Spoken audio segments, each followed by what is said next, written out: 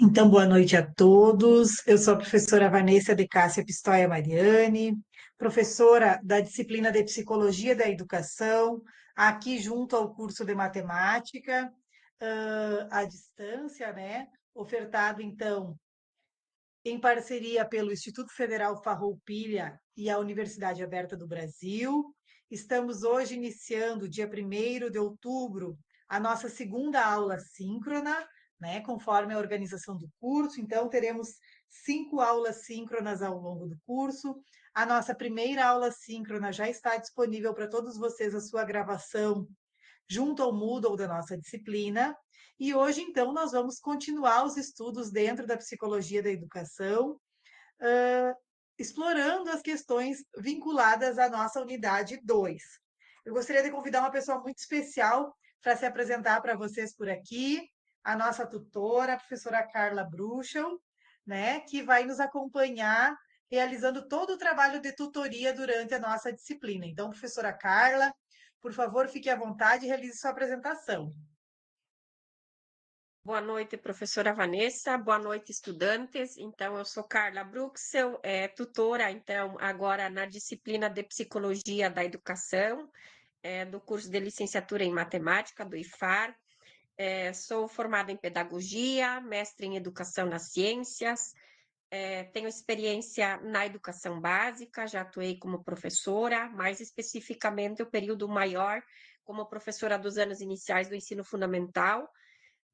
E atualmente estou num processo seletivo, então, num contrato como professora substituta do Instituto Federal Farroupilha no campus Santo Augusto, atuando também nos cursos de licenciatura. Então, é um prazer, é uma honra muito grande estar com vocês e estar colaborando, contribuindo com vocês, com a professora Vanessa, quando necessitar.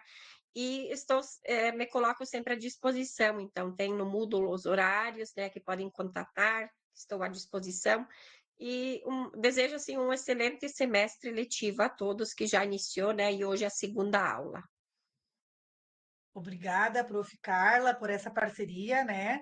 Gostaria de já deixar aqui de público, né, que tenho vários elogios já pela tua pessoa, né? Uma tutora, assim, de todas que eu já tive, né, a mais proativa de todas, né? E é muito bom poder contar, né, com o teu trabalho, com a tua colaboração, porque nós sabemos que numa turma, né, num processo formativo à distância, o tutor ele tem um papel muito importante, né, de mobilizar esses estudantes, de orientar esses estudantes a terem essa autonomia para a construção do seu conhecimento. E nós, professores formadores, nem sempre conseguimos tempo para fazer isso. Então, esse papel da tutoria é indispensável.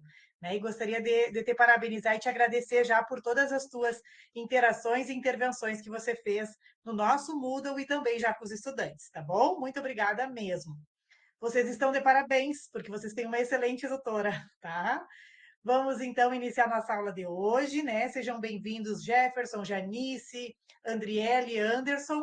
Hoje estamos com um público um pouquinho mais reduzido que na aula passada, mas sabemos que as sistemáticas dos cursos à distância são assim, né? Nem sempre nós conseguimos estar presentes nos momentos síncronos, mas essa gravação também ficará disponível para vocês, assim como todas as outras, né, da nossa disciplina, no nosso Moodle, então, para que vocês, num tempo mais adequado, consigam rever, pensar, né? E buscar, quem sabe, outras formas de interação, talvez nos momentos síncronos com a própria prof. Carla, né, com a nossa tutora, ou através dos nossos fóruns de dúvidas, ou o nosso chat interativo lá, juntamente entre vocês e a prof. Formadora, né? Me coloco sempre à disposição. Se vocês tiverem alguma dúvida, alguma reflexão, podem partilhar comigo, né? Estamos sempre à disposição para ajudar nessa construção do conhecimento, principalmente dentro dessa disciplina que é uma disciplina tão bonita, né? Tão importante para o processo formativo de vocês.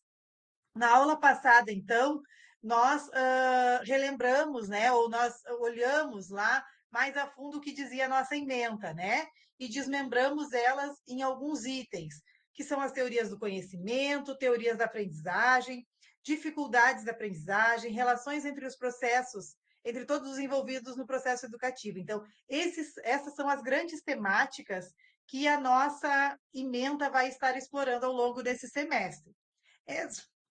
Essa nossa segunda aula, ela já vai entrar mais diretamente. A nossa primeira aula foi uma aula introdutória, né, onde a gente discutiu o que era a psicologia da educação, por que a psicologia da educação está dentro do curso de licenciatura em matemática e nas demais licenciaturas, né? Qual a importância desse processo formativo em psicologia da educação em relação à aprendizagem e também às nossas escolhas profissionais em relação às metodologias e às formas de ensino que a gente ministra, né? Então, nós deixamos já isso bem alinhavado lá no nosso primeiro encontro.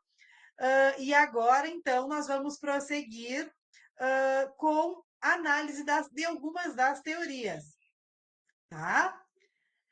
Começaremos, então, a debater algumas teorias. E hoje nós temos dois autores que versam sobre duas dessas teorias, né? Dessas grandes correntes teóricas, aonde o conhecimento vai sendo, então, construído e organizado por teóricos, tá?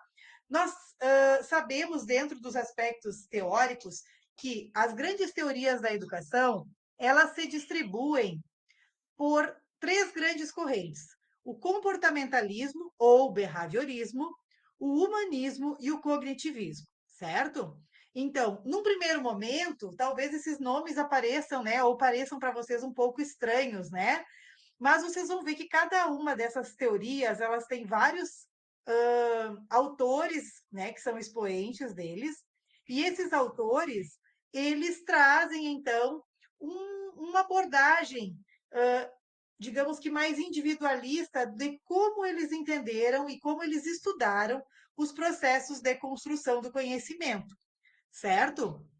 Hoje nós vamos nos aprofundar em um autor comportamentalista, que é Skinner, e também em um autor humanista, que é Carl Rogers, né? E ao longo da nossa disciplina, nós vamos ver vários outros autores nominados pela nossa ementa, né? Trazidos na ementa. Gostaria de deixar claro também que eu sou uma prof bem catedrática em relação às ementas, né? Eu sigo o que o PPC do curso traz para vocês, apesar de às vezes não concordar muito com a escolha de alguns autores em detrimento de outros. Mas vamos trabalhar todos os conteúdos, os conceitos e os autores que as ementas nos mostraram, certo? Então, nós vamos conversar sobre essas três teorias, lembrando que no comportamentalismo ou nas teorias comportamentalistas, nós vamos falar sobre Skinner, né? Que é o nosso autor um dos nossos autores de hoje. No humanismo, nós vamos falar nessa disciplina sobre Rogers, né? No cognitivismo, Piaget, Vygotsky e Ausubel, que são grandes expoentes, então, dessas correntes teóricas, né? Dessas teorias de construção do conhecimento. Destacando também para vocês, antes da gente entrar a fundo, né, em cada uma das teorias digamos, dando mais uma ênfase de aprofundamento, né, em relação à nossa introdução que foi feita na aula anterior, eu gostaria de destacar quais são as características desse comportamentalismo, né? O que será o comportamentalismo? Por que essa divisão em três grandes correntes? Qual a diferença entre essas três grandes correntes, né? Então, o comportamentalismo, nessa corrente, nessa teoria, os autores, então, eles percebem, eles analisam o conhecimento como um armazenamento organizado de informações na memória de quem aprende, trazendo muita ênfase nos comportamentos. Então, por isso o nome, né? Já relacionamos. Comportamentalismo vem de comportamento. O que é analisado enquanto aprendizagem é aquilo que o aluno, que o estudante, que a pessoa, que o indivíduo expressa através do seu conhecimento. Já o humanismo, ele parte de outro pressuposto. Ele acredita, né, os autores humanistas acreditam que o centro da educação é o aluno, e o professor, ele deve ser um facilitador desse processo de ensino-aprendizagem, além de ser um especialista em relação às relações humanas, né? Nesse pertencimento e nesse respeito ao ser humano. Já o cognitivismo investiga os processos mentais do ser humano de forma científica, tais como a percepção, processamento de informações e compreensão. Então, palavras-chave para a gente fazer relação, né? Não é cursinho pré-vestibular, mas para que a gente consiga entender digamos, registrar algumas relações e alguns pertencimentos entre as teorias. Comportamentalismo, percebe a aprendizagem como uma resposta expressa através do conhecimento. O humanismo, ele concebe o indivíduo como um ser humano, né, que deve ter uma certa liberdade, né, uma certa autonomia de escolha, né? Então ele vem da palavra humanismo, vem da palavra humano. E o cognitivismo vem da palavra cognição. Então tenta entender melhor, de forma mais aprofundada, realmente os processos mentais que implicam na construção do conhecimento dos indivíduos, na aprendizagem dos indivíduos, mas não pelo que é externado, e sim pelo que acontece dentro do nosso sistema cognitivo. Em linhas gerais, essas são as 3 grandes correntes de teóricos que a gente estuda dentro da psicologia da educação e que para essa disciplina são muito importantes. Por quê? Porque voltamos à aula anterior. Por que a gente tem que saber isso, prof? Porque é a partir dessas concepções, dessas teorias de aprendizagem, que eu, prof. Vanessa, vou escolher quais são as metodologias mais adequadas para realizar, né, o trabalho, então, de ensino-aprendizagem dos meus estudantes.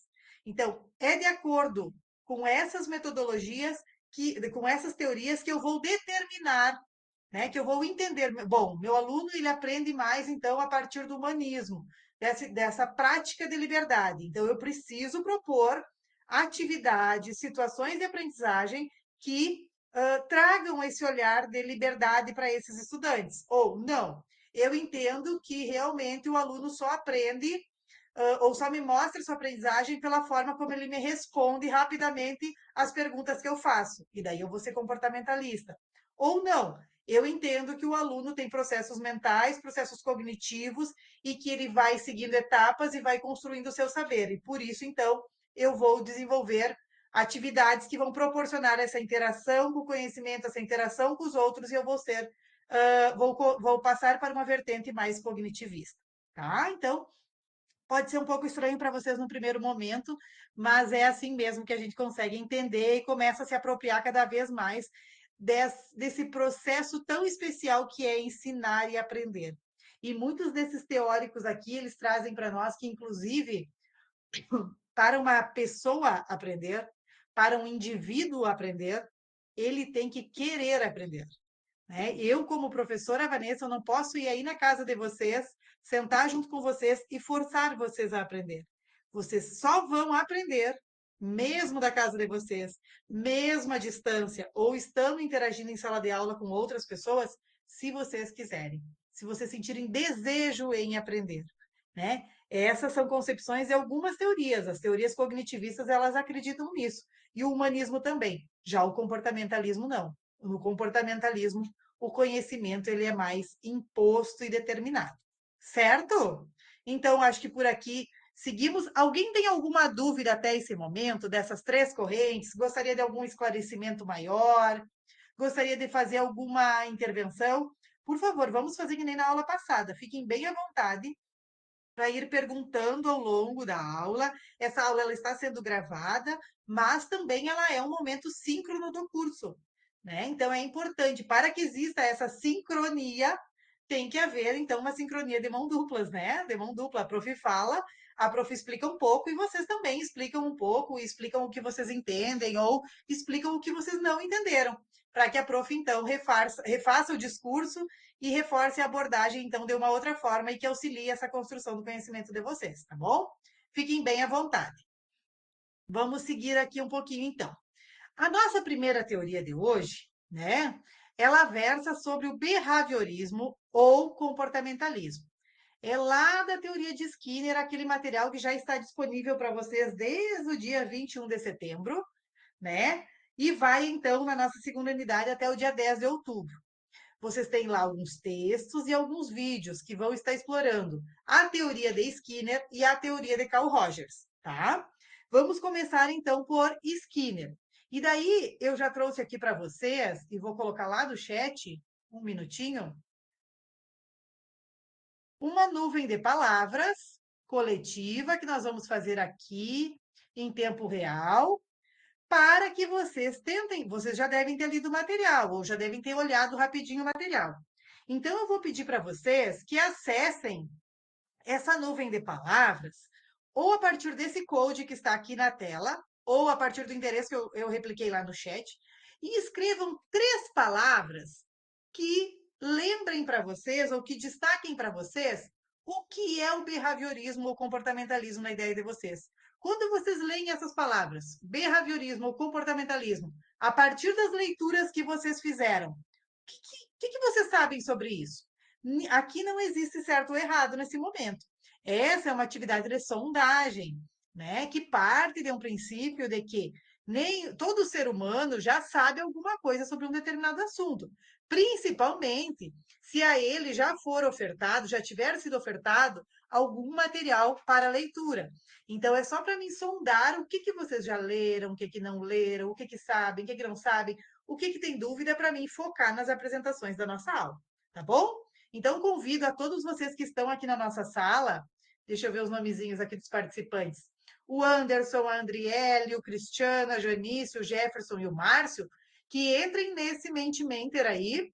Não precisa senha, não precisa nada, só entrem e coloquem 3 palavras que vocês pensam quando a gente faz menção ao behaviorismo ou comportamentalismo. A partir das leituras de vocês ou a partir de estudos anteriores que vocês fizeram sobre isso. Eu já vou projetar, inclusive, o nosso mapa mental aqui para vocês verem, tá bom? Vamos lá, mãos à obra? Todo mundo trabalhando, então. Vou dar 3 minutinhos para vocês escreverem lá na nuvem, que eu já estou com ela aberta aqui no meu computador, aguardando as contribuições de vocês. Vamos lá, o que vocês lembram, né? O que você já sabe sobre o comportamentalismo ou sobre o behaviorismo? Vamos lá. Vou fechar meu microfone e vou deixar vocês pensarem. Não vale colar na internet. Não vale procurar no chat GPT.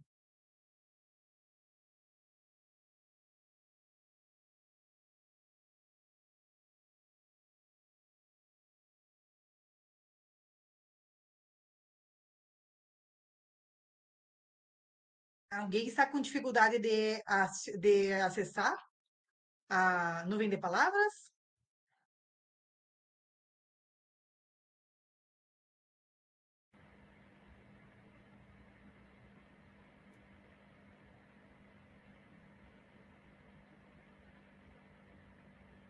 Não, todo mundo trabalhando. Estou aguardando as palavras aparecerem para mim. Vamos lá. O que vocês sabem sobre comportamentalismo ou behaviorismo?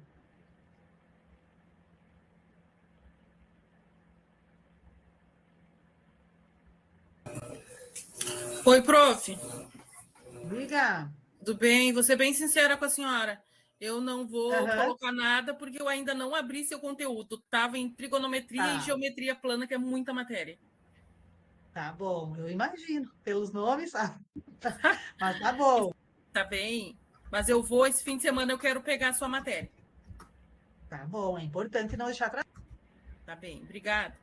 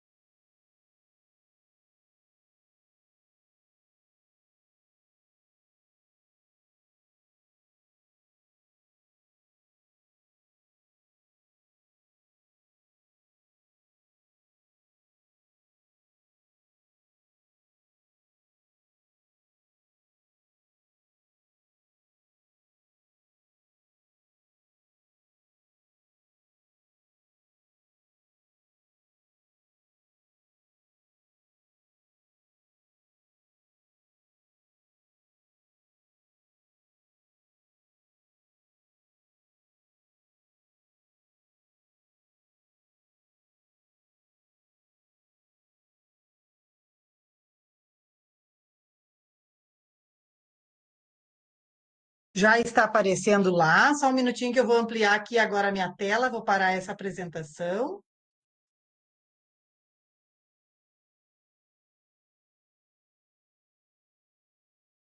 Só um minutinho. Já estão várias palavras lá.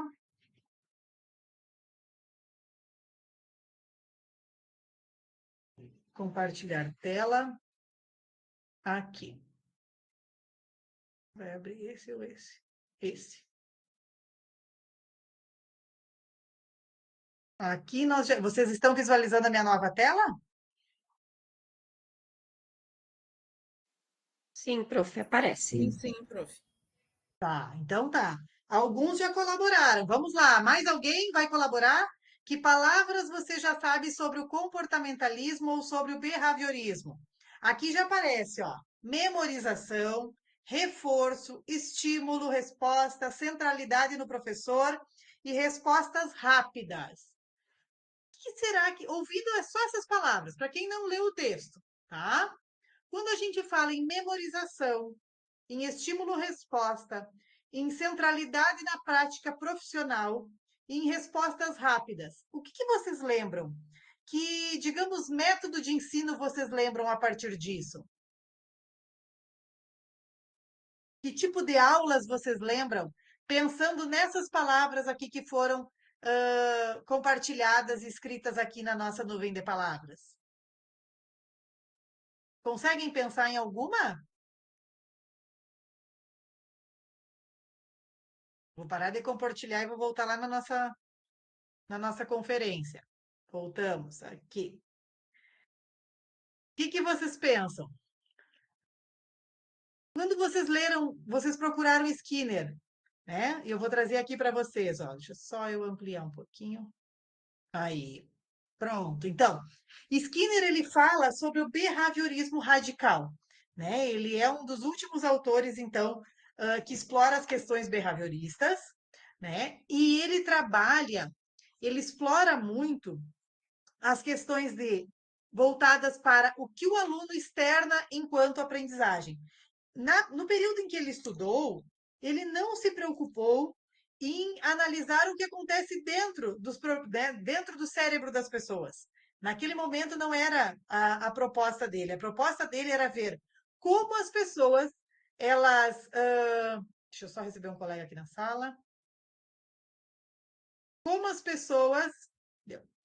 Como as pessoas demonstravam que aprendiam ou não, de acordo com os reforços que ela recebia. Então, para isso, ele criou uma teoria de reforço positivo ou negativo. Skinner fez os primeiros experimentos dele, né, com ratos. E aqui nós temos uma imagem, ó. Tá?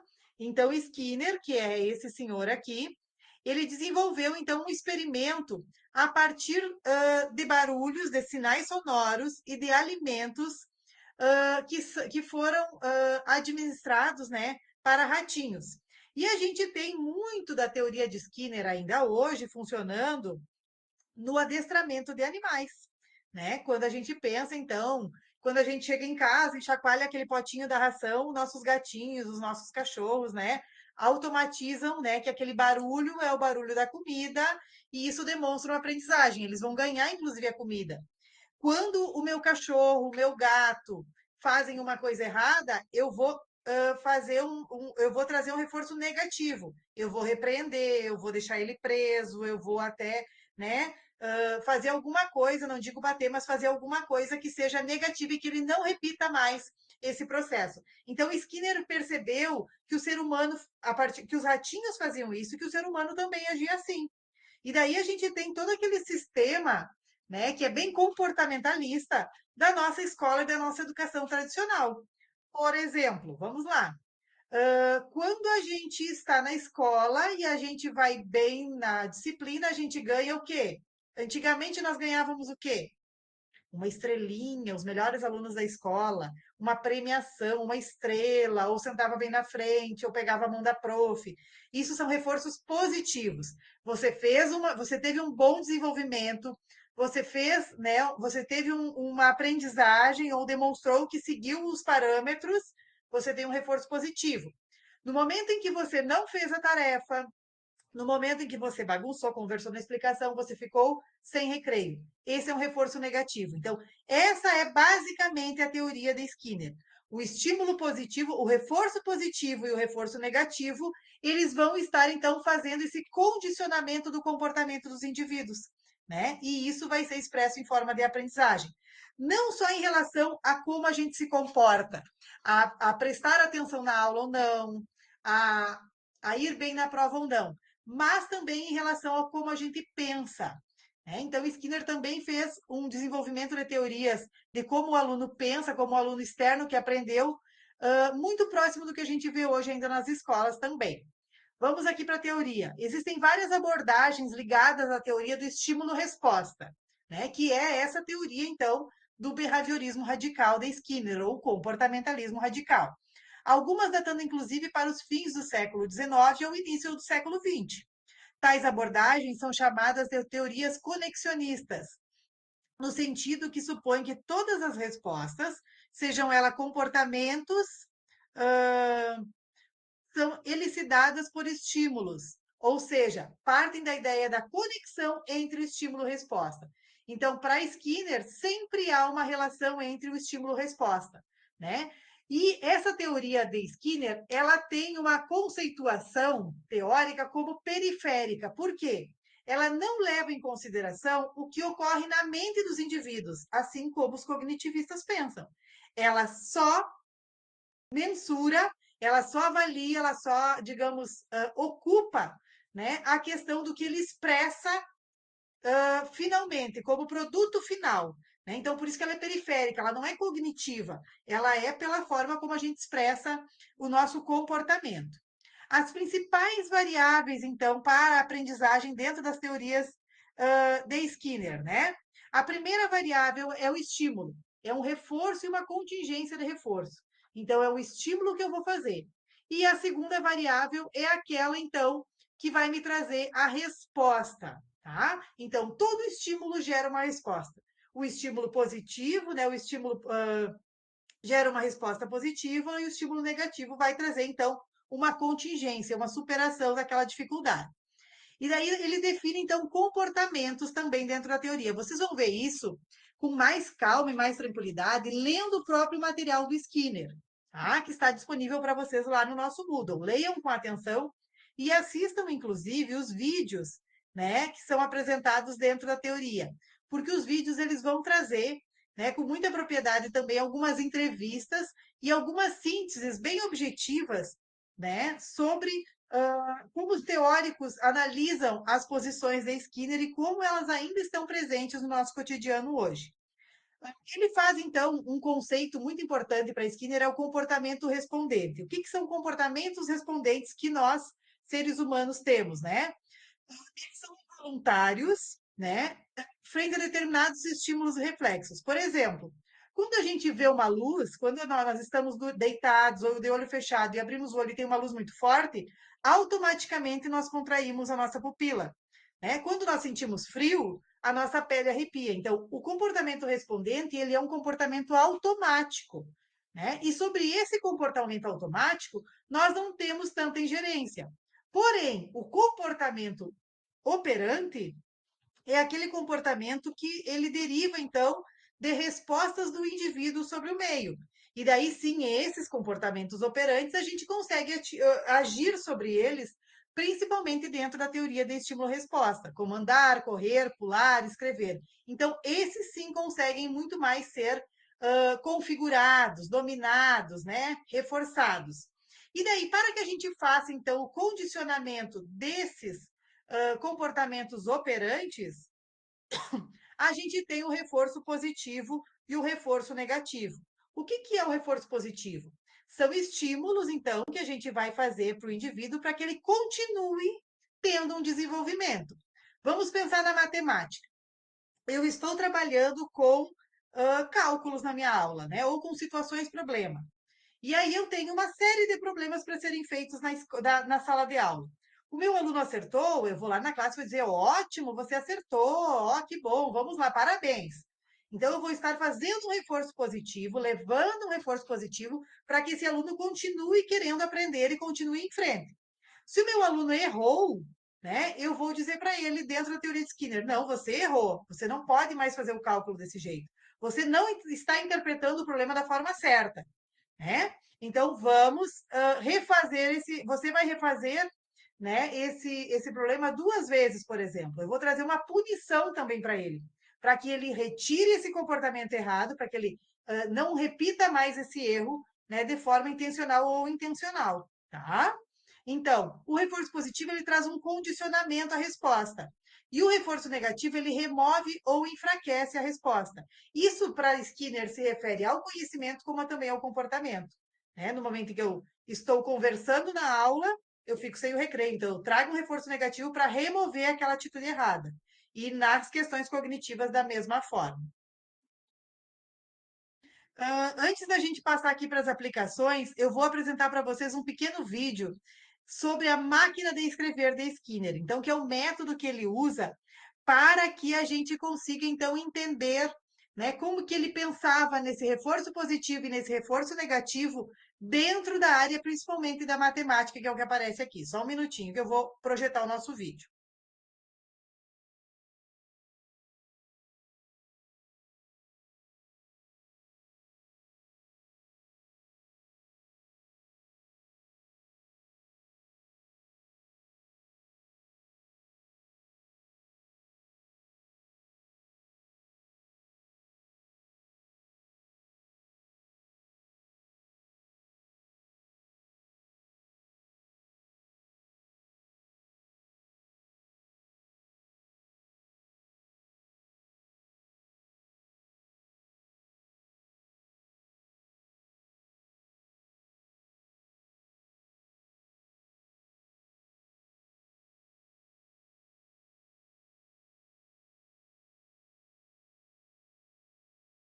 Vou compartilhar minha tela, então, aqui com vocês para vocês verem o vídeo. Vamos ver se vai dar certo, senão vocês assistem depois no computador de vocês. Tela inteira. Aqui. Ai, acho que não dá. Para aí. Tem que ser guia do Chrome de novo.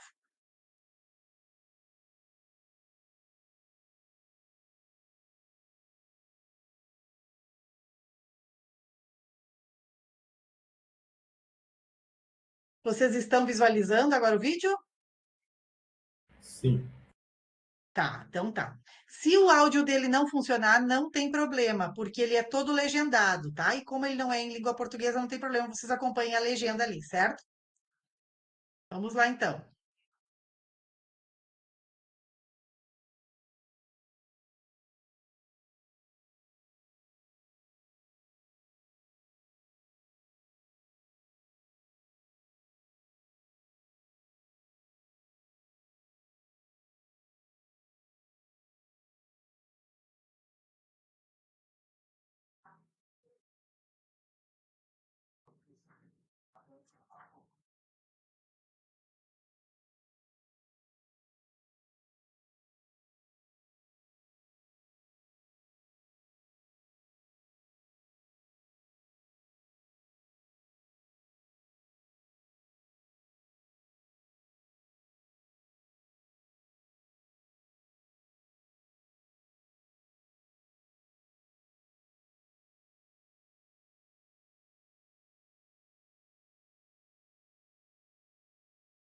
Esse é Skinner, ó.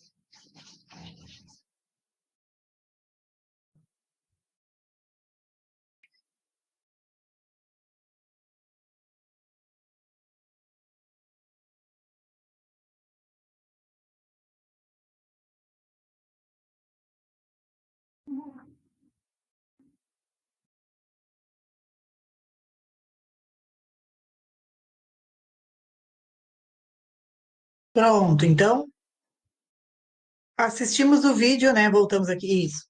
Assistimos o vídeo sobre a máquina de ensinar. Alguém já conhecia a máquina de ensinar da Skinner? Vamos lá, vamos abrir o microfone e vamos escrever lá no chat. Alguém já conhecia a máquina de. É bem baixinho. É que era pela legenda que era para ler, Cristiano. A máquina de ensinar de Skinner. Alguém já tinha visto alguma coisa sobre isso? Não. Vamos lá, escrevam no chat se não tem microfone. Vamos participar, pessoal. A máquina de ensinar, então, foi uma tecnologia criada, né, por Skinner, um recurso didático que visava, então, trazer para os estudantes uma autonomia. Aquele ali era Skinner, né, na sua essência, trabalhando com seus alunos na sua máquina de ensinar, né? E como que funcionava essa máquina de ensinar? Por isso que o vídeo é tão ruim, né? Ele foi gravado, então, há bastante tempo. Mas o que ele esperava da máquina de ensinar? A máquina de ensinar, ela tinha algumas características ali bem básicas, né?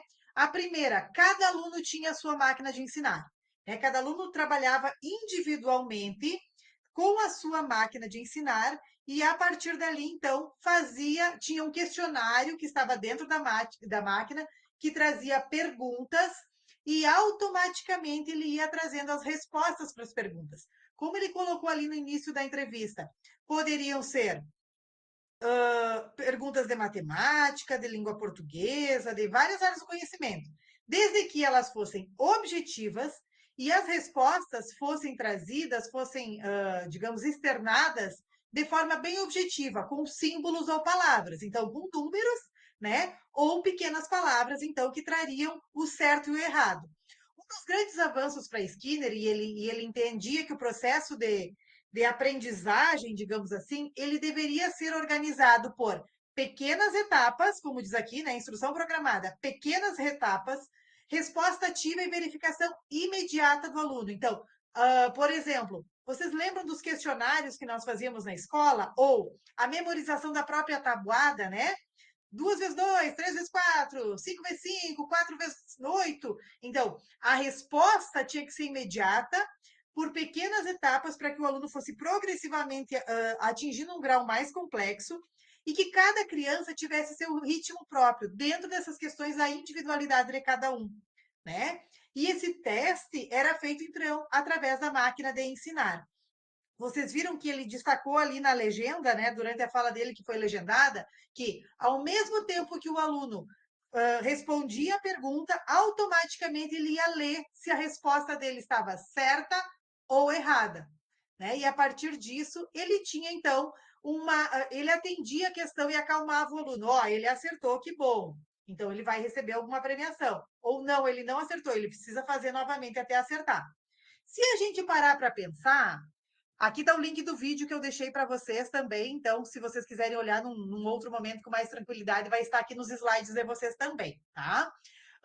O que nós podemos pensar que existe e existiu há 2, 3 anos atrás, principalmente na pandemia, que foi muito usado como metodologia ativa, inovadora, que trazia essa proposta de um bloco de questionários rápidos, seja da matemática, das ciências, da geografia, da biologia, da língua portuguesa mesmo, e que trazia um retorno rápido aos estudantes e que trazia também uma questão de premiação para o certo e errado. Vamos ver se vocês lembram. Alguma metodologia que a gente diz que é ativa, que é bem dinâmica, mas que vem ali do Skinner, da ideia do Skinner. O que vocês acham que a gente usou muito na pandemia e que às vezes a gente continua usando? E que os adolescentes adoram. As crianças também. A Vamos ver quem se gamificação, arrisca. a gamificação, Moodle. Como? O Moodle com gamificação? A gamificação. Isso mesmo, Anderson. Então, o que é a gamificação, né? A gamificação é um jogo didático que vai ter, então, essa proposta de premiar o aluno. São questões rápidas, objetivas, que vão levando ele de um nível para o outro, né? E que trazem também automaticamente aquela validação. Acertou, errou, acertou, errou. Então, a gente achou, né, quando veio ali a pandemia, meu Deus, gamificação, baita recurso didático novo, atual. Não.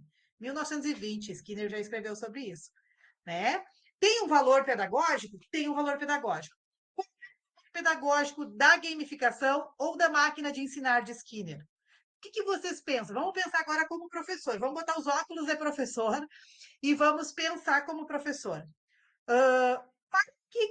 Qual é a etapa da minha aula em que eu vou usar uma gamificação ou uma atividade pensando nessa instrução programada da Skinner? No começo, para introduzir o conhecimento, no meio da aula ou no final para fazer uma revisão? Vamos lá. Quero ouvi-los ou lê-la no chat.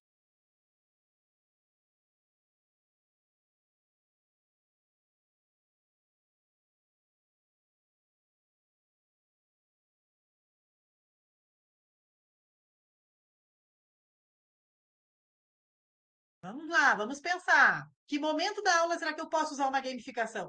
Será que eu consigo introduzir uma aula a partir disso?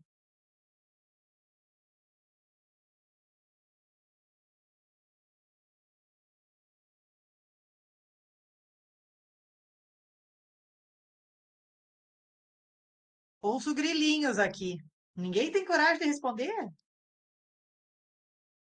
Vamos pensar no saber matemático que vocês vão trabalhar. Acredito que nas 3 etapas se consegue incluir. Vamos lá.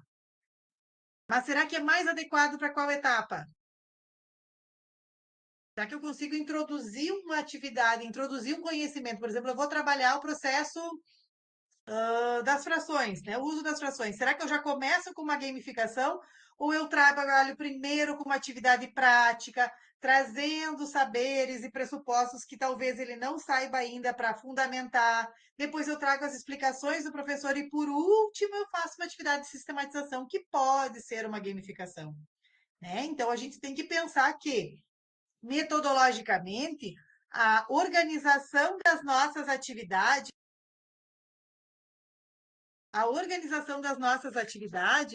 elas podem proporcionar ou não a aprendizagem do aluno, elas podem favorecer ou não a aprendizagem do aluno, né? E que essa organização, então, precisa ser bem disposta e bem clara para que os nossos alunos, então, consigam entender e consigam se apropriar cada vez mais.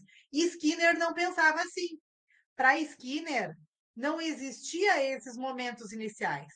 Para Skinner, né, na teoria behaviorista, nas apropriações de Skinner, a construção, não existia construção do conhecimento, mas a aprendizagem para ele, né, se efetivava a partir da centralidade do professor, era o professor que ministrava a aula, que trazia o conhecimento, que apresentava o conhecimento, o aluno, ele fazia então, e era através dessa repetição e dessa progressão de atividades menores para atividades maiores, que o aluno ia então internalizando isso e trazendo respostas positivas ou negativas para essa aprendizagem.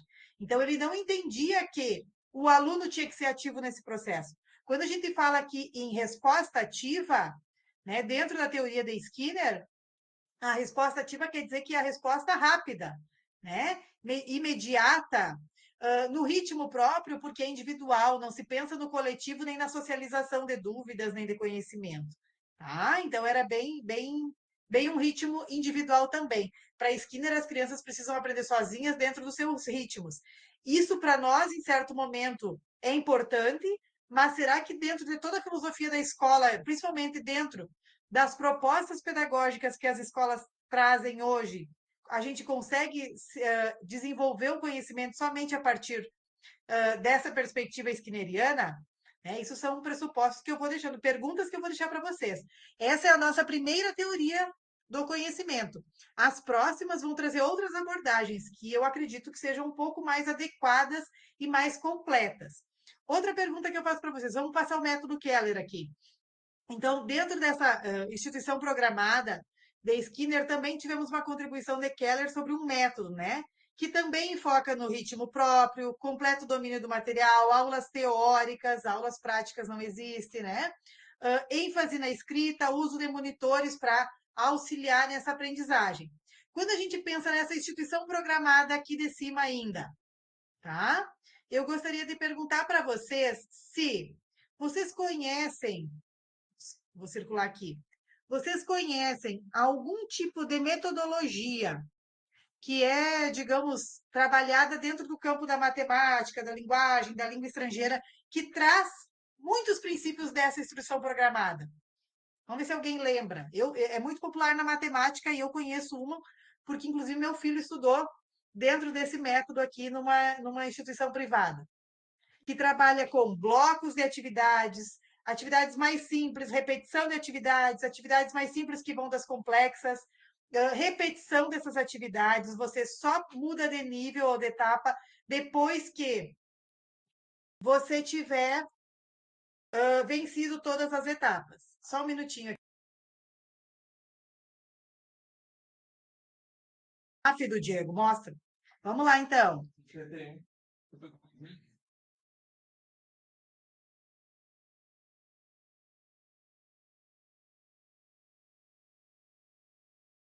Deu. Problemas domésticos em meio aula. Vamos lá.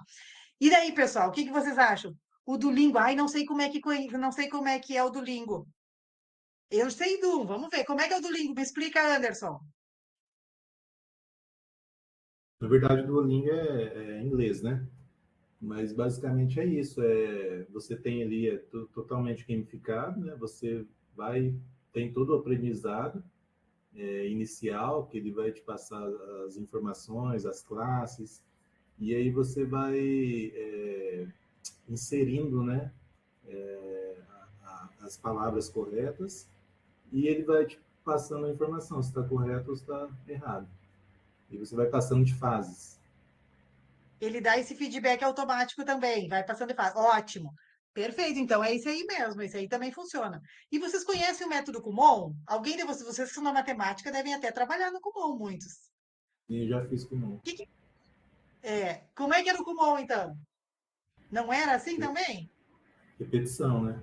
Na minha época, na verdade, era manual, né? Não sei se hoje está gamificado, se está no aplicativo, alguma coisa assim. Mas na minha época era as fichinhas lá, um bloco de fichinhas, e ficava ali a tarde inteira, 1 hora, 2 horas, fazendo aquilo lá.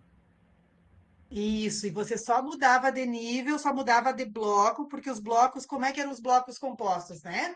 Eles têm várias atividades, vários cálculos ali, e você só muda depois que você acertar quase que 100% daqueles blocos. Os blocos eram iguais, né? Só que a ordem das atividades eram alteradas, né? E era essa questão, pequenas etapas, resposta ativa, verificação imediata, porque a monitora, né, a pessoa que estava ali na sala, corrigia e automaticamente dava ok ou não, né? Tinha um ritmo próprio, porque também trabalha com a construção ou a aprendizagem bem individualizada, né? E ia testando, então, aquele conhecimento. E o Kumon, pelo menos aqui em Santiago, né, que é a cidade que eu resido e que meu filho estudou, prof. Chica foi minha prof, inclusive, da didática da matemática lá no magistério, trabalhava inclusive com a premiação. Né? Os alunos, quando mudavam de nível, eles recebiam uma premiação e no final do ano eles recebiam uma medalha, né, em relação ao seu conhecimento. Existiam diferentes medalhas, então, caracterizando os níveis. Então, a instrução programada ela continua sendo replicada em muitos lugares, né? Ela é negativa, ela é positiva? Depende do aluno. Eu não posso dizer que ela é totalmente negativa. muitos estudantes, e daí vocês da matemática, eu acho que gostam muito dessa questão, né? Dessa progressividade, dessa repetição de exercícios, de certa forma. Muitos estudantes precisam disso. Mas eu também, como professora que estuda a questão da aprendizagem, sei que, além disso, eles precisam, quer dizer, anterior a essa sistematização proporcionada por esse método da instrução programada, eles têm que construir basicamente, eles precisam construir realmente os conceitos das operações matemáticas das quais eles vão realizar. Se o aluno não compreende efetivamente o que é o processo multiplicativo, o que é o 3 vezes o 2, não vai adiantar de nada ele só memorizar a tabuada, porque aquela tabuada, aquele signo que ele vai memorizar, não vai ser internalizado no cérebro dele. Isso nós vamos estudar nas próximas teorias. Né? Então, antes da construção sistematizada, é muito importante que seja feita a construção conceitual e concreta do conhecimento, para que o aluno realmente retenha essas informações no seu cérebro, a partir delas trabalhe com as abstrações, né? Isso é Piaget na veia, né? É Jean Piaget, é o nosso grande teórico da matemática, né? E que consiga, então, perpetuar a sua aprendizagem ao longo da sua vida dentro do campo abstrato. Né? Então, isso é o básico. Mas Skinner, nesse momento, não pensava nisso de forma alguma. Ele trabalhava somente com essa questão da oralização, do exercício, do feedback rápido, do reforço positivo e do reforço negativo. Certo? Então, superamos Skinner, né? E vamos pensar em Rogers. Rogers traz outra teoria. Rogers é um humanista. Como eu falei para vocês no início, o humanismo, né, é aquela corrente teórica que tem a sua centralidade na figura do ser humano, na figura do estudante. O centro do processo de aprendizagem para Rogers sempre foi o ser humano. Né? E ele desenvolveu uma aprendizagem, uma teoria que se chama aprendizagem significante, que difere, e daí já deixo essa ressalva aqui, porque aparece muito em muitos materiais, conceitos e explicações sobre aprendizagem significativa, tá? Mas aqui para Rogers, ele desenvolveu, ele estuda, ele trabalha com a questão da aprendizagem significante, que tem uma outra conotação, uma conotação de significado ao sujeito, certo? Para iniciarmos, também convido a vocês, deixa eu abrir meu Mentimeter lá, para que vocês então escrevam um pouquinho, né? Vamos repetir a nossa dinâmica, que vocês tentem colocar algumas palavras sobre o que vocês sabem ou o que vocês imaginam que sabem, né? Ou associam em relação a Rogers. Vocês podem escanear o code que está aí ou acessar diretamente aqui o link que eu estou colocando no nosso chat, tá? Para os alunos que vão acessar a nossa aula em outro momento, podem fazer essa atividade também, né? Podem fazer participar através, escaneando o nosso code aqui, para poder colaborar também com essa atividade, essa nuvem de palavras, tanto a do behaviorismo, né, ou comportamentalismo, quanto da aprendizagem significante de Rogers, elas vão ficar disponíveis para vocês, vão ficar abertas, recebendo as respostas. E assim que a gente fechar a nossa unidade, dia 10 de outubro, eu vou baixar nossas nuvens e as nossas nuvens de palavras e vou disponibilizar lá no Moodle para vocês também, para ficar como um registro das nossas aulas, tá bom? Vamos lá, então, tentem acessar, já dei dicas, já ajudei um pouquinho, dando em linhas gerais o que Rogers pensa. Agora eu quero ver na nuvem de palavras. Vamos lá, vamos pensar o que vocês estão escrevendo. Estou aguardando as participações. Vamos lá, 5 minutinhos para participarem. Vamos interagir, pessoal. Nossa aula ela é síncrona.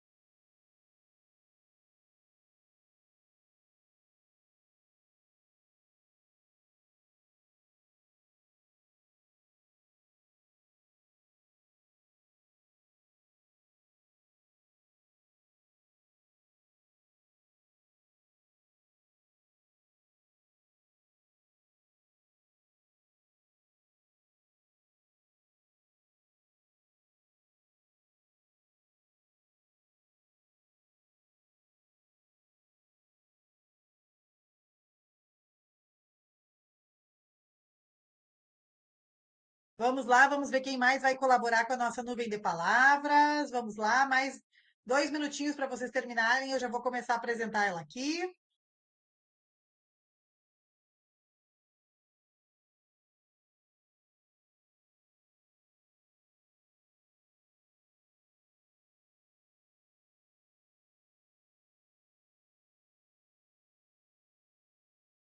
Aqui, ó. Já estamos com algumas palavras aqui. Vocês já estão visualizando? Vamos ver se mais alguém vai escrever. Então, dentro da teoria de Rogers, dentro dessa aprendizagem significante de Rogers, né? O professor, ele não é o centro do processo de ensino. Ele não está ali para realizar a transmissão do conhecimento como para o Skinner lá na questão do comportamentalismo. Para Roger, o professor aqui, ele é um facilitador.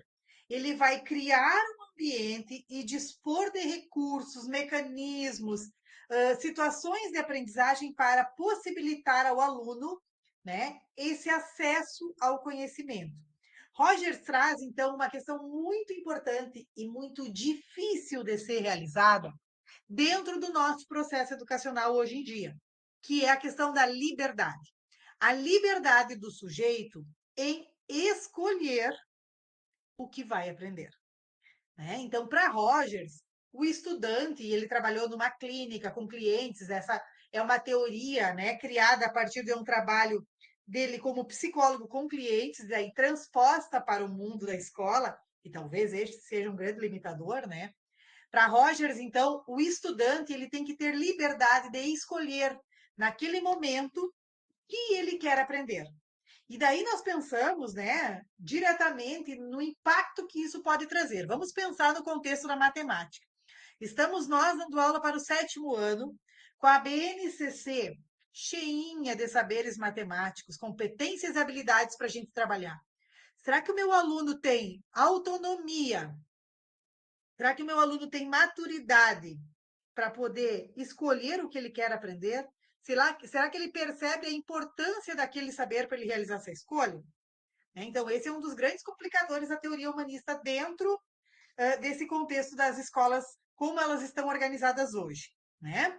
Que mais? Rogers traz a questão da empatia, que o professor, para ele realmente ser um facilitador da aprendizagem, ele tem que desenvolver um aspecto de confiança no aluno.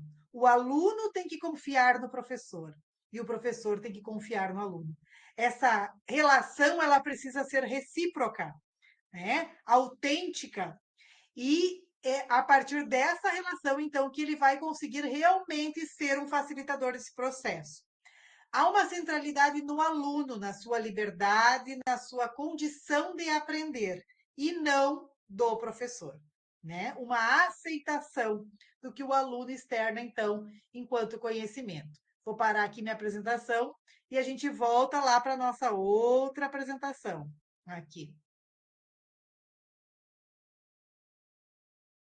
Tornando então aqui, vou deixar o mente, então, o nosso link aqui para os colegas que quiserem assistir em um outro momento, também assistir, não, desculpa, participar, e o Code também, tá? Mas vamos pensar então nessa aprendizagem significante. A abordagem rogeriana, ela é basicamente humanista e visa essa aprendizagem pela pessoa inteira. É uma aprendizagem que transcende e engloba 3 tipos gerais: o cognitivo, o afetivo e o psicomotor. Né? Essas palavras elas são de Marco Antônio Moreira, um estudioso das teorias de aprendizagem, né? Um professor da URGS, que estuda, então, as teorias de aprendizagem e tem uma obra, Teorias da Aprendizagem, muito importante que a gente usa como referência. Então, para Rogers, né? Rogers pensa nesse ser humano e nessa formação inteira, envolvendo os aspectos cognitivistas, afetivos e psicomotores. E essa aprendizagem que Rogers chama de significante, ele supõe ser governada por uma série de princípios, e não por uma única teoria de aprendizagem. Vamos ver, então, quais são os princípios que Rogers traz dentro da sua aprendizagem significante. Primeiro princípio: os seres humanos têm um potencial natural em aprender, que é movido pela curiosidade.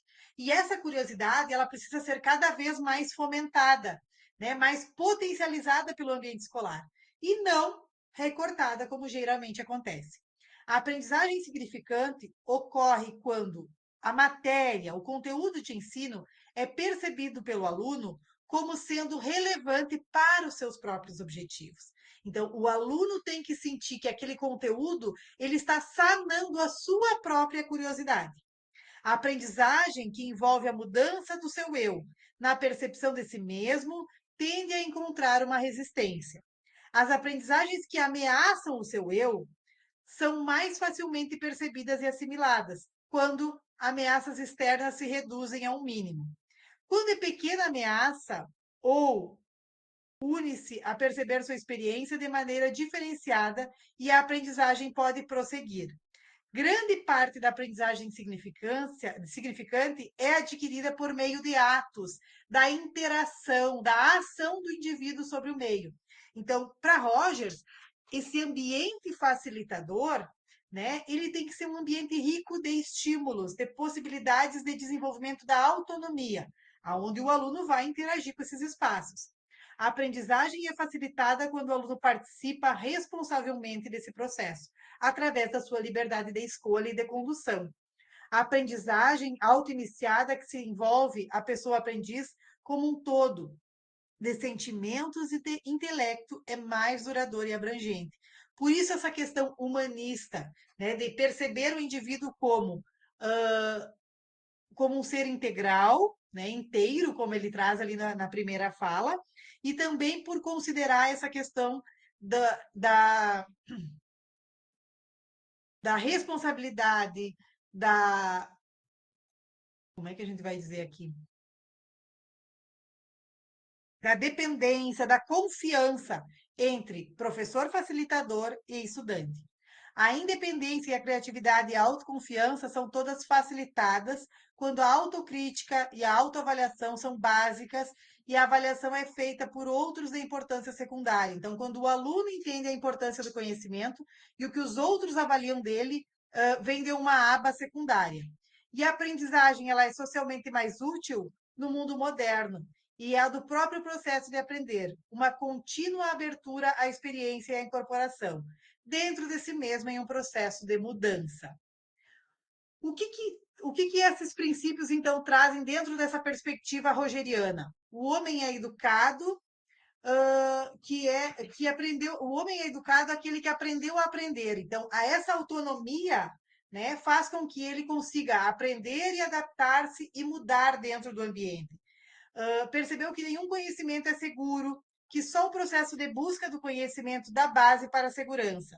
Moreira destaca, então, que para Rogers, a facilitação dessa aprendizagem não é sinônimo de ensino, pois a facilitação da aprendizagem significante repousa em certas qualidades atitudinais que existem em relação interpessoal entre o facilitador e o aprendiz. Então, não é só proporcionar, é desenvolver afeto e respeito a esse estudante para que realmente ele consiga, então, aprender.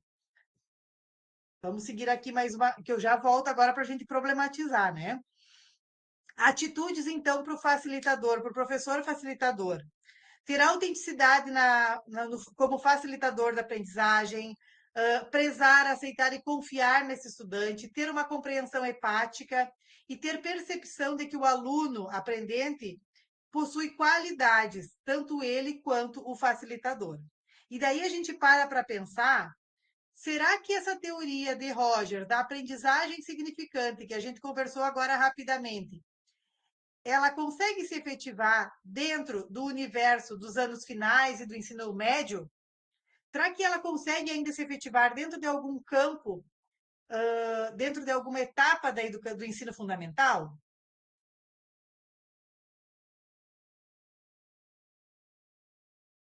O que vocês acham? Será que ainda existe espaço para essa liberdade da escolha sobre o que aprender, essa autonomia? Vocês já ouviram falar em outras correntes humanistas? Vocês conhecem ou já conheceram alguma escola montessoriana ou alguma escola rogeriana? Então, existem redes de ensino que trabalham com princípios da aprendizagem significante de Rogers, né? As redes rogerianas, que vão, então, estar explorando essas questões e desenvolvendo essa teoria da aprendizagem.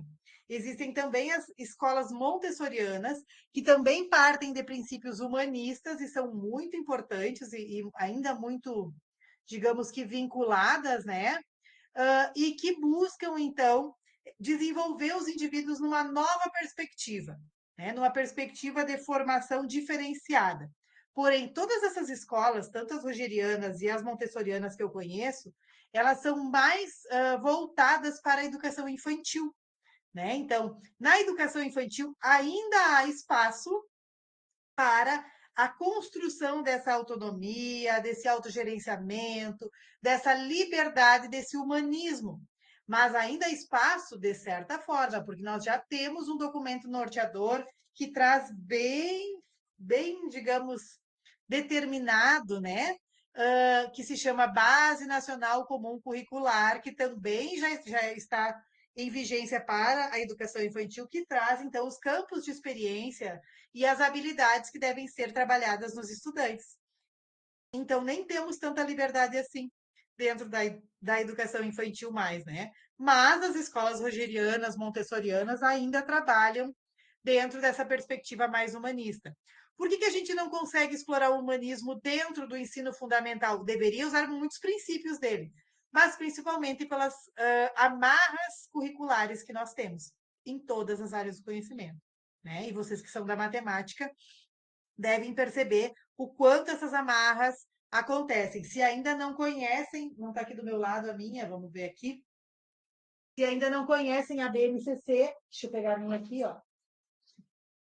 Esse é o documento, então, a Base Nacional Comum Curricular. Eu tenho ela xerocada aqui, né, composta por 600 páginas, que traz, então, o currículo para a educação infantil, o ensino fundamental e o ensino médio, né, que foi organizada a partir de várias discussões, né, que é indicada pela nossa Constituição, pela nossa LDB, e que precisa entrar dentro dos currículos escolares. E essas amarras aqui, elas não conseguem funcionar dentro de uma perspectiva tão liberal. Mas nós podemos pensar que essas teorias do conhecimento que nós aprendemos hoje, que nós estudamos hoje de forma, né, mais pontual, elas não são adotadas literalmente no cotidiano escolar, ou pelo menos não devem ser adotadas literalmente ao início ao fim, a mesma teoria no cotidiano escolar.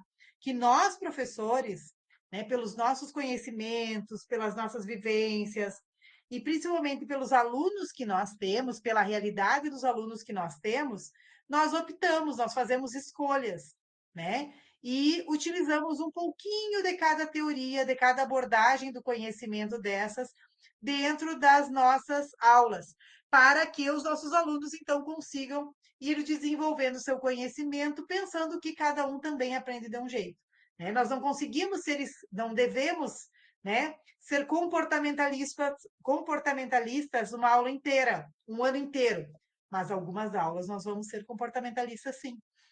Nós não podemos ser humanistas e seguir os princípios da aprendizagem significante o tempo inteiro. Nós não temos liberdade enquanto docente para isso. Nós temos horário para seguir, nós temos um currículo para seguir. Mas nós podemos utilizar muitos princípios do humanismo, como a autonomia, como a confiança, como o desejo de aprender, o estímulo à curiosidade, a interação com o objeto do conhecimento que ele traz ali, que o aluno é ativo dentro desse processo. Nós podemos usar isso em vários momentos da nossa aula, nós devemos usar isso em vários momentos das nossas aulas, porque nós vamos potencializar muitos dos nossos alunos. Assim como nas próximas teorias que nós vamos ver nas próximas aulas, né?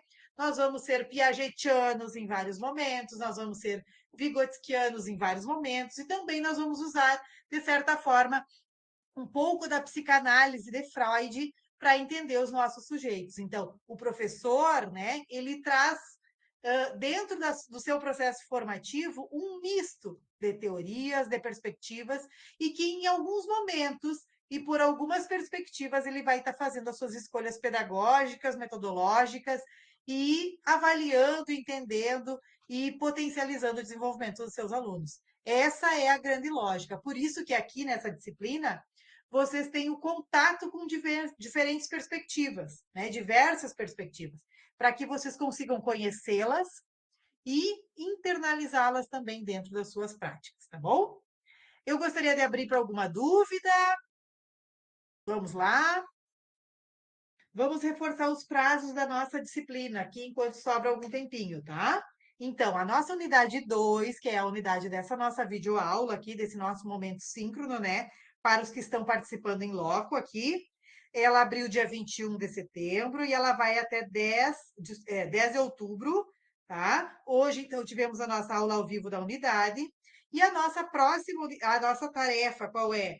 É realizar, então, a partir dos estudos que vocês vão fazer daquele material teórico que está lá, dos textos obrigatórios e dos vídeos complementares, vocês vão traçar um paralelo comparativo entre o que prevê o comportamentalismo e o que prevê o humanismo. Eu acho que a partir dessa videoaula ficou bem claro que são mundos diferentes, são perspectivas bem diferentes, né? O professor, ele é importante, muito importante, ele é uma figura decisória para o outro ele é apenas facilitador, né? Para o behaviorismo, o estudante, ele tem um papel bem secundário, né? Somente externando a resposta ao estímulo que o professor dá. Já no humanismo, o estudante tem um foco, um papel principal. É ele que gerencia esse lugar. O professor apenas faz esse papel secundário de facilitar, de promover atividades e ações pedagógicas para mobilizar esse conhecimento. Na etapa do behaviorismo, na teoria do behaviorismo, o aluno é um aluno passivo, né? Ele simplesmente responde. Já no humanismo, o aluno o quê? O aluno é ativo, ele que interage e busca construir o seu conhecimento, busca entender, busca sanar a sua curiosidade, né? Que é uma palavra muito importante dentro do humanismo. Dentro do behaviorismo, do comportamentalismo, há uma diferença de papéis. O professor é uma autoridade, né? E o aluno é submisso. Dentro do humanismo, o professor e o estudante eles têm um papel, uma relação mais horizontal, uma relação de confiança, de respeito, né? E que vão estar trabalhando juntos. E disso depende a sua aprendizagem. Então, só aqui vocês percebem quantas diferenças vocês podem estabelecer nesse nosso paralelo. No paralelo, eu sugeri que vocês façam, então, no Word, no LibreOffice, no Canva, no PowerPoint, como vocês quiserem, né? Façam 2 colunas, listem o nome das 2 correntes, coloquem o nome dos 2 autores que nós trabalhamos e coloquem algumas características importantes de cada um deles, então, paralelamente, né? Que diferencia uma da outra. Essa atividade, ela deve ser postada até o dia 10 de outubro no nosso Moodle e será corrigida, então. E tem peso avaliativo de 1 ponto, certo? A nossa próxima unidade, ela inicia, então, ela abre, né, no dia 11 de outubro e vai até dia 31 de outubro, tá? Sendo que no dia 29, no finalzinho dela, nós teremos uma nova aula ao vivo às 19h30, aqui nesse link da nossa plataforma RPN, tá? Dentro dessa unidade 3, nós vamos estar estudando, então, a psicanálise de Freud, né, que é muito interessante, e também a epistemologia genética de Jean Piaget, importantíssima para o campo matemático, né? Não percam essa aula ao vivo, porque vai ser muito legal. Certo, pessoal? Alguma dúvida, alguma consideração, alguma colaboração?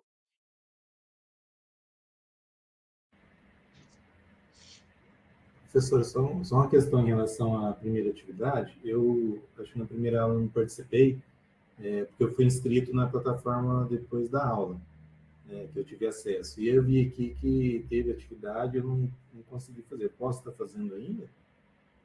Pode fazer sim. Eu peço para a Prof. Carla reabrir o nosso fórum, Prof. Carla. Essa nossa primeira atividade, Anderson, ela não era avaliativa, tá? Ela não tinha peso. Nós só deixamos para ter peso as próximas atividades das unidades. Mas é bem importante você participar. Você faz a leitura dos textos, assiste aos vídeos que estão lá disponíveis e pode participar do fórum, sim, tá bom? Era um fórum colaborativo. Essa segunda, sim, já tem peso avaliativo de 1 ponto. Lembrando que, então, a unidade 2 tem peso avaliativo, a 3, a 4 e a 5, certo? Então, cada uma das nossas próximas unidades agora terão atividade avaliativa.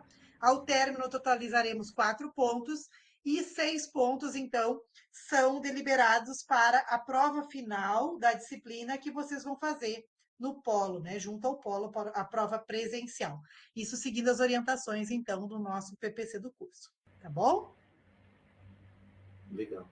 Mais alguma dúvida? Não? Então, acho que podemos finalizar, né? Para que todos descansem.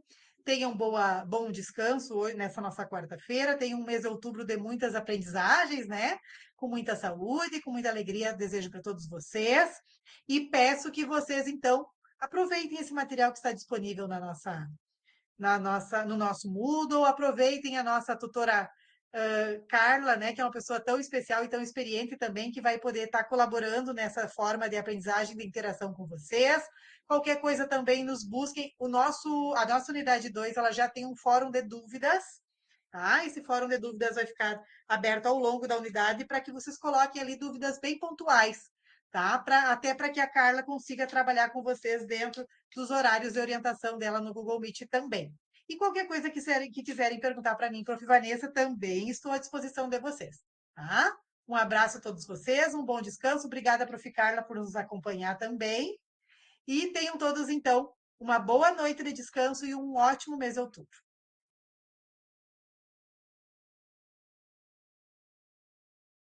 Boa noite, obrigado.